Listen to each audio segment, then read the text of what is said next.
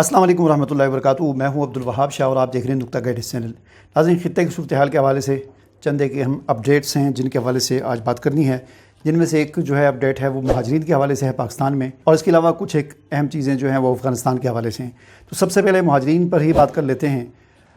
پاکستان میں آپ کو معلوم ہے کہ تقریباً مارچ کے مہینے میں، اپریل میں، بلکہ 1 اپریل سے مہاجرین کے خلاف آپریشن شروع ہوا تھا، افغان مہاجرین کے خلاف، اور اس میں بڑی شدت آئی تھی اور بڑی تیزی کے ساتھ افغان مہاجرین کو ملک سے نکالا گیا تھا۔ ان کی پکڑ دکڑ ہوتی تھی پورے پاکستان میں، اور بہت بڑی تعداد میں افغان مہاجرین کو گرفتار کر کے گاڑیوں میں بھر کے ترکھم بارڈر سے اور چمن بارڈر سے افغانستان منتقل کیا گیا۔ اس دوران پاکستان اور انڈیا کے حالات کشیدہ ہو گئے، اور یہ کشیدگی پھر ایک جنگ کی صورت اختیار کر گئی، اور پھر یہ جو دن تھے تقریباً کوئی سمجھ لیں 1 مہینہ، اس 1 مہینے میں پھر یہ جنگ کے جو پاک بھارت کشیدگی تھی، اس دوران جو یہ افغان مہاجرین کا معاملہ تھا یہ لٹک گیا، یعنی سستی کا شکار ہو گیا۔ اگرچہ اس دوران بھی افغان مہاجرین واپس جاتے رہے، لیکن ان کی جو پہلے جو ایک تعداد تھی، جو ایک فلو تھا روزانہ جانے کا، اس میں کمی آ گئی، اور جس طرح پہلے اگر 9-10 ہزار روزانہ کی بنیاد پر افغان مہاجرین واپس جا رہے تھے تو وہ تعداد کم ہو کر 1500 پہ آ گئی۔ لیکن اب جو ہے کل محسن نقوی جو وزیر داخلہ ہیں پاکستان کے، انہوں نے ایک اجلاس کی صدارت کی ہے، اور اس میں انہوں نے دوبارہ اس آپریشن کو شروع کرنے کا اعلان کیا ہے، اور افغان مہاجرین کی واپسی کے عمل کو میں جو سستی آ گئی تھی اس کو تیز کرنے کا حکم جاری کیا ہے۔ چنانچہ کل ہی یہ اجلاس ہوا تھا اور آج ہی اس پر عمل درآمد بھی شروع ہو گیا، اور آج اسلام آباد میں خبر آ رہی ہے کہ F-17 کے علاقے میں افغان مہاجرین وہاں پر کافی تعداد میں آباد تھے، وہاں پر آپریشن کیا گیا، بہت سارے افغان مہاجرین کو گرفتار کیا گیا، اور کئی ان کے گھروں پہ چھاپے مارے گئے، تلاشی لی گئی، اور بعض اطلاعات یہ بھی آ رہی ہیں کہ بعض ایسے بھی گھر تھے افغان مہاجرین کے جن کے تالے لگے ہوئے تھے، تو وہ تالے توڑ کر بھی ان کی گھروں کی تلاشی لی گئی۔ تو آج جو ہے وہ کل یہ اجلاس ہوا تھا محسن نقوی کی صدارت میں، تو آج افغان مہاجرین کی جو گرفتاری یا ان کی پکڑ دکڑ کا سلسلہ جو ہے یہ دوبارہ شروع ہو گیا، اور اس میں اب تیزی آئے گی، مزید تیزی آئے گی، اور 30 جون جو آخری ڈیٹ ہے POR کارڈ والوں کے لیے، وہ بھی جو ہے اسی طرح برقرار ہے، اور یہی سمجھا جا رہا ہے کہ 30 جون کے بعد پھر ان کی پکڑ دکڑ کا عمل بھی شروع ہو جائے گا۔ اس کے علاوہ دوسری خبر پاکستان سے یہ ہے کہ پاکستان کو اقوام متحدہ کی جو سلامتی کونسل کی ایک کمیٹی ہے جو دہشت گردی کے حوالے سے جو امور ہوتے ہیں ان پر ان کی نگرانی کرتی ہے، تو اس کمیٹی میں پاکستان کو اس کی نائب صدارت کی ذمہ داری ملی ہے۔ تو یہ ایک بہت بڑی اچیومنٹ ہے پاکستان کے لیے، ایک اعزاز بھی کہہ لیں یا بہت بڑی کامیابی ہے پاکستان کے لیے کہ ایک سلامتی کونسل کی دہشت گردی کے حوالے سے جو کمیٹی ہے اس کی نائب صدارت پاکستان کو ملی ہے، ٹھیک ہے نا۔ عام طور پر پہلے اس میں انڈیا جو ہے وہ بڑا آگے ہوتا تھا، اور پھر وہ اس کو پاکستان کے خلاف استعمال کرتا تھا ان ذمہ داریوں کو،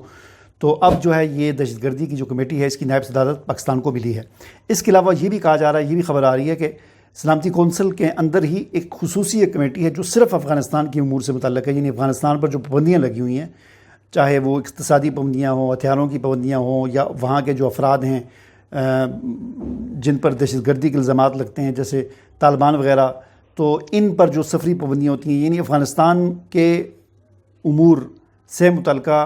جو ایک کمیٹی ہے، پابندیوں کے امور سے متعلقہ جو کمیٹی ہے، اس کا کہا جا رہا ہے کہ اس کی سربراہی بھی پاکستان کو مل گئی ہے 2025-26، یعنی 2 سال کے لیے۔ تو یہ بھی ایک خبر آ رہی ہے۔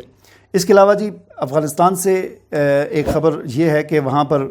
افغانستان اور روس کے تعلقات جو ہے وہ باقاعدہ سفارتی سطح پر بحال ہو گئے ہیں، اور افغان حکومت نے مولوی غل حسن کو روس میں اپنا سفیر تعینات کر دیا ہے۔ جس طرح پاکستان اور افغانستان کے آپس میں تعلقات سفارتی سطح پر بحال ہوئے ہیں کہ پاکستان نے افغانستان میں اور افغانستان نے پاکستان میں اپنا باقاعدہ سفیر تعینات کیا ہے، اسی طرح اب افغانستان اور روس کے بھی سفارتی تعلقات بحال ہو گئے ہیں، اور روس میں باقاعدہ طور پر افغان حکومت کا سفیر تعینات ہو چکا ہے۔ اس کے علاوہ افغانستان سے ایک اور خبر یہ ہے کہ افغانستان کے ایک علاقہ ہے پنجشیر،